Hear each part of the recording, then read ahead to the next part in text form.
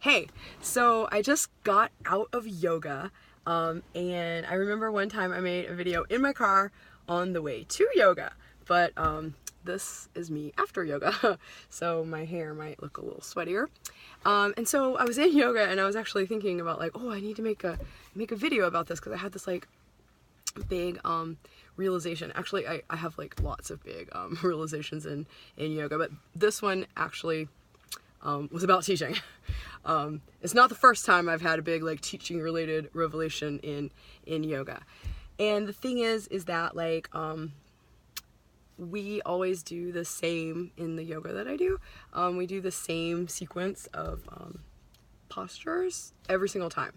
So I've been doing this yoga off and on for a long time, and we always do the very same exactly the same, like down to like the words that the teacher says. And you would think like, wow, that sounds kind of boring. Like why would Tina have been, doing that since 7 years ago? Off and on. Like I went through a long time without doing any yoga for a while, recently. But I was thinking today about that, and like thinking about like, like, am I like a super boring person? Because like I just went and taught in Shauna's room this morning, and I used that like daily instructional framework and with like the same sequence that I do pretty much every lesson now that I teach. And I thought, well, I guess maybe I am really boring. But then I was like, well, actually I'm not a boring person. I'm pretty like creative, and I'm actually kind of like a pretty rebellious person. Like I don't really like people telling me what to do, which is, I don't know, I think a lot of people who do CI are like, the more spunky types, just because we're doing something different. Like we didn't probably get taught, most of us probably didn't get taught by CI teachers when we were little, so it was like we found something new and we like started doing it. And so I was thinking like, okay, well, I'm actually kind of creative and rebellious in a lot of ways, so why would I be like going around telling people to do the same sequence all the time? And then I was thinking about, okay, this was in the shower after yoga, and I was thinking about an article that I read about my hero, Lucy Calkins. So Lucy Calkins is, if you don't know, if you've never heard me talk about Lucy before, then you've probably never heard me talk. And I'm just kidding. But Lucy is the director of the reading and writing project at Teachers College in New York, and they're like my heroes. They're solid gold. And she developed with her team this like basically instructional framework. They call it the architecture of a lesson. And so like kids in schools that are using the project's materials, and like project affiliated school would be using their materials like from K through like 8th or 9th or 10th grade. And kids in project affiliated schools, or like schools that have adopted these materials, they like use the same exact framework like every day of language arts.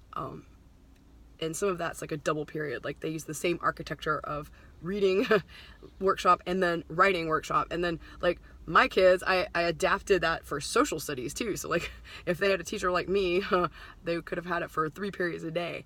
And then some like tier 2 reading interventions will be using it too. So like these kids just like are going through this cycle like over and over, just like my yoga class. Ooh, would you like to see my yoga bag? Alina Obervold bought me this yoga bag for Christmas. It is so awesome. It's like if I'd had this yoga bag in the 80s, but not for yoga, but for going to the skating rink. Oh my gosh, I would have been like the coolest girl at the skating rink in like 1987. When I was 11. But anyways, I was thinking about that, and like how I read this article that was like totally dissing on Lucy, and like that she's like running this gulag and like of teaching in New York City schools, and like how these teachers like hate her and they have to like follow her curriculum and they have to like follow this scripted out curriculum.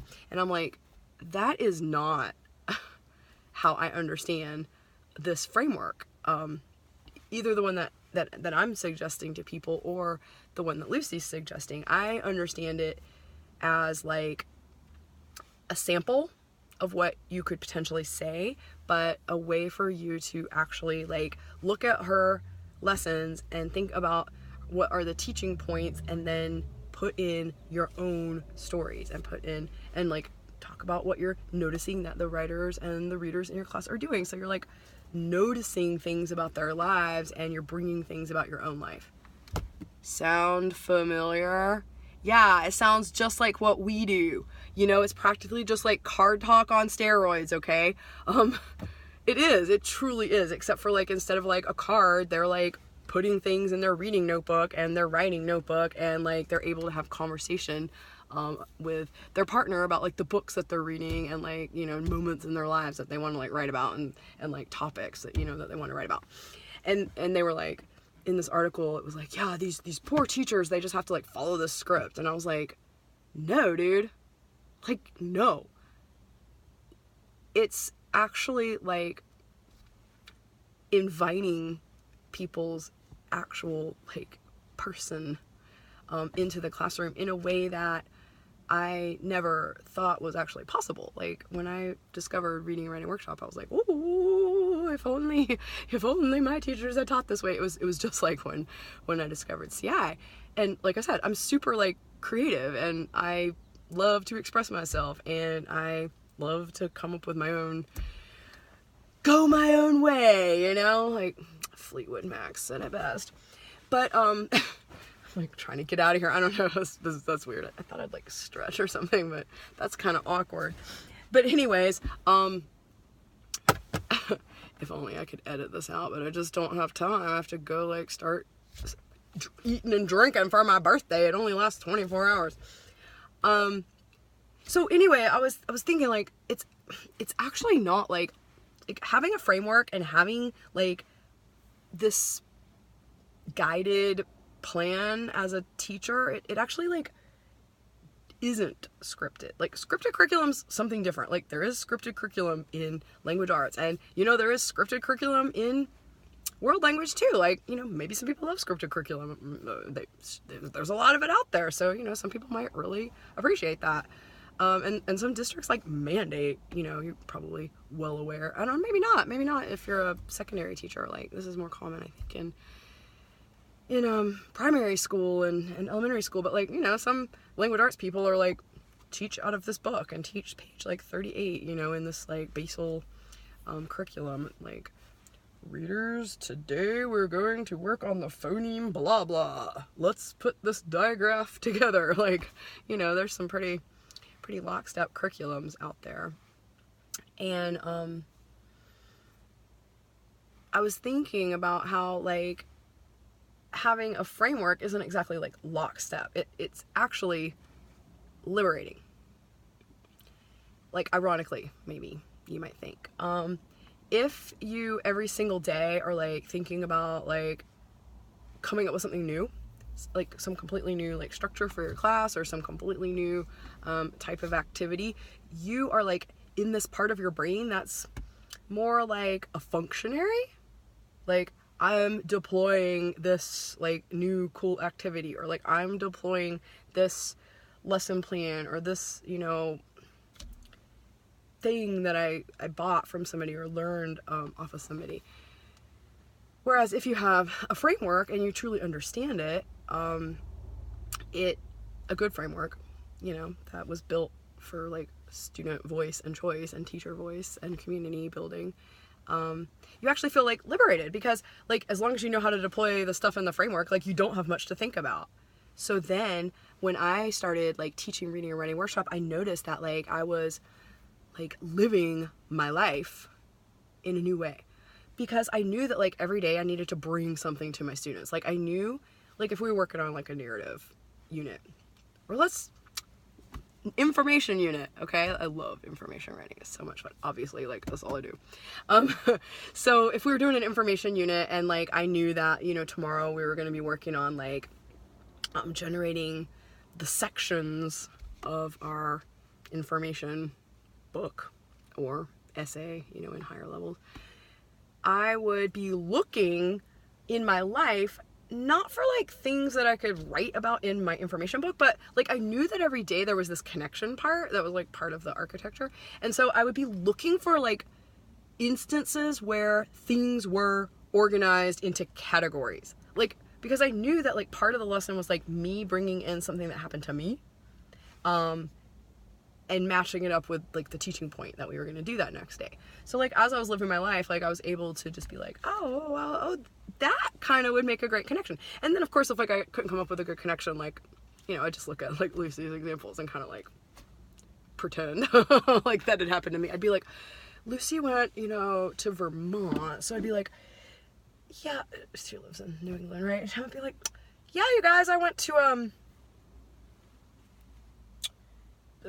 Long Beach, Washington. You know, I just like make it up, like I just make up stories, but you know, that's okay. Like teaching is like 83% lies.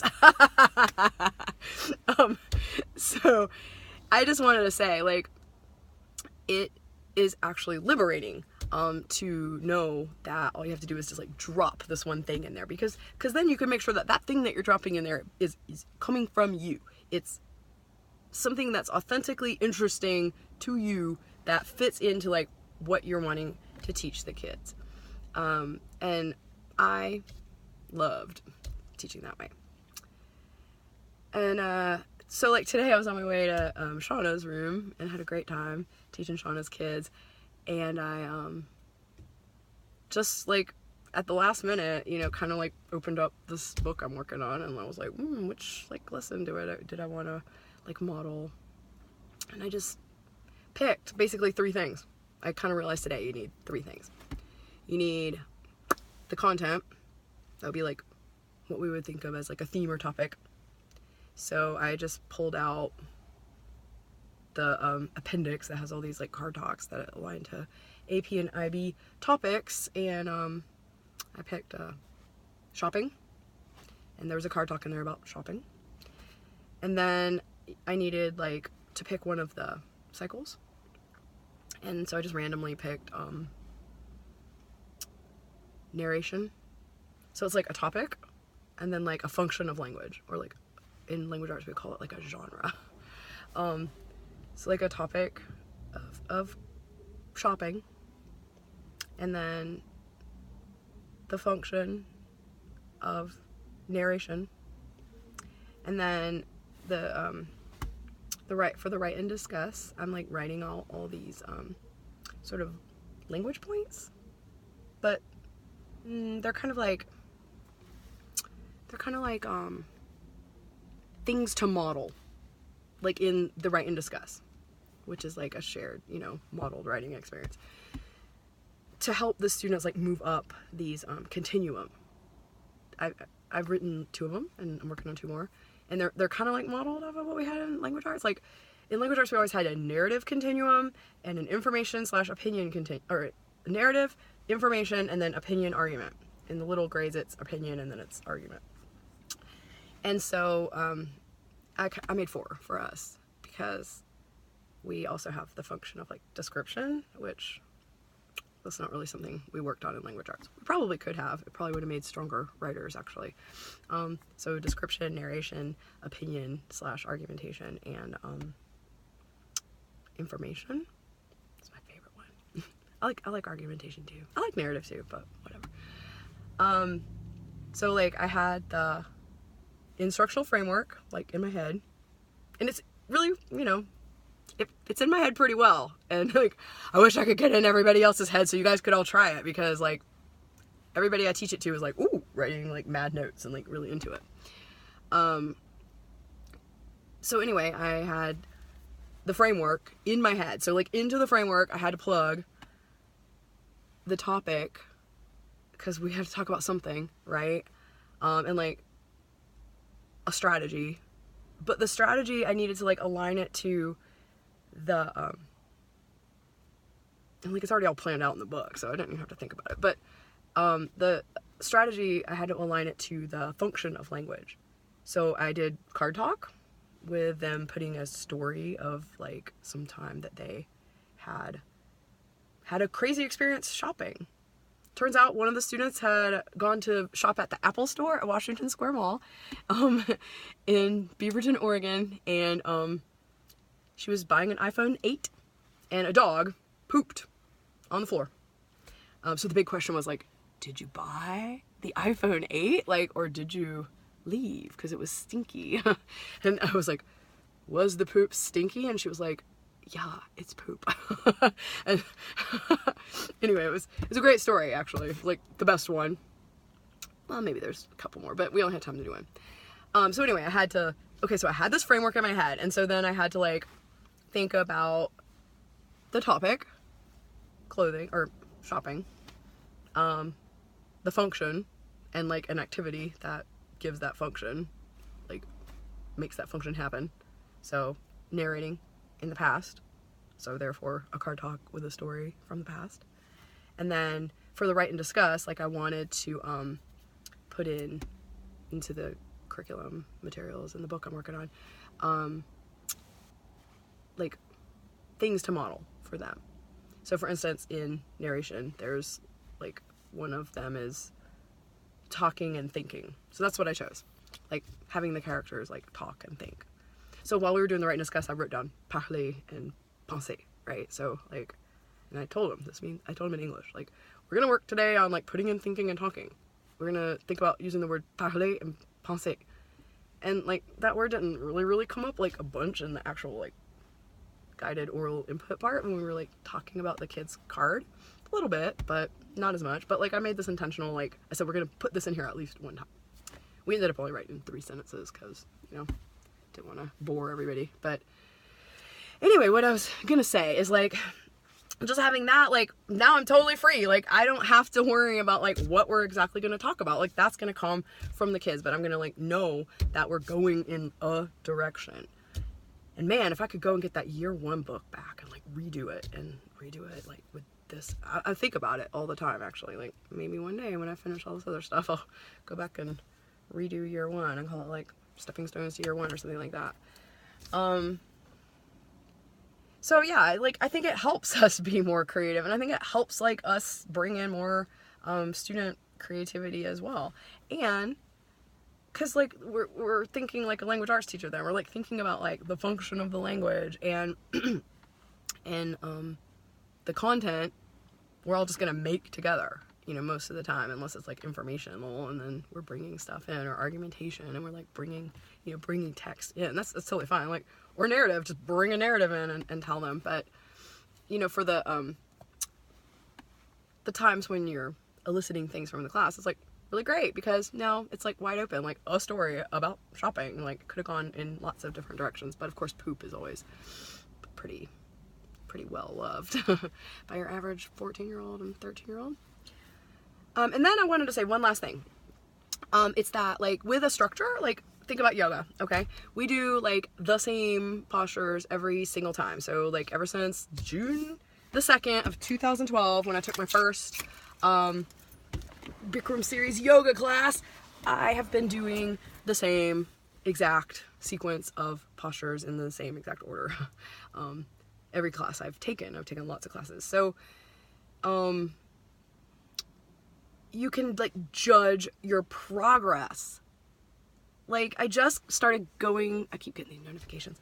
I just started going back to yoga like a month ago. And every time I go back, I'm like kicking myself, like, why'd you ever quit, Tina? But, and so like I started making like, you know, very rapid progress because I was like totally out of shape. So like having this sort of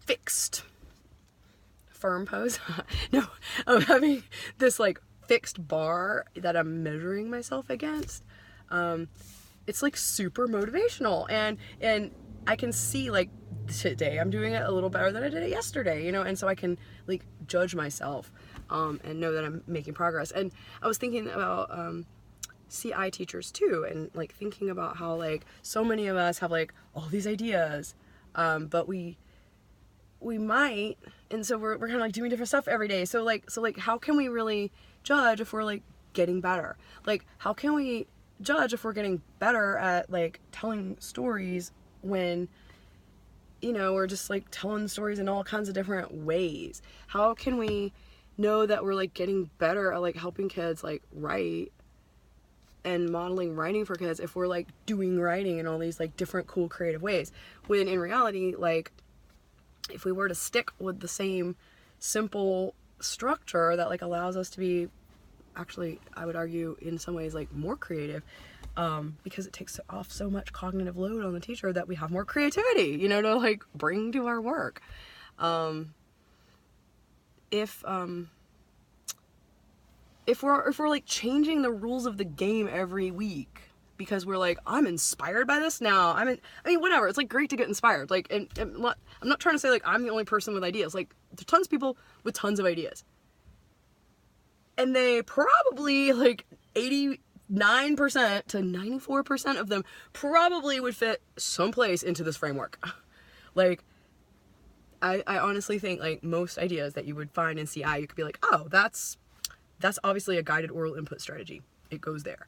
Or that's obviously like a reading strategy. I'll do that with the write and discuss text, or I'll do that during like the reading workshop time, like when they independently read, or when you're reading a book together, like if that's how you want to spend your reading workshop time.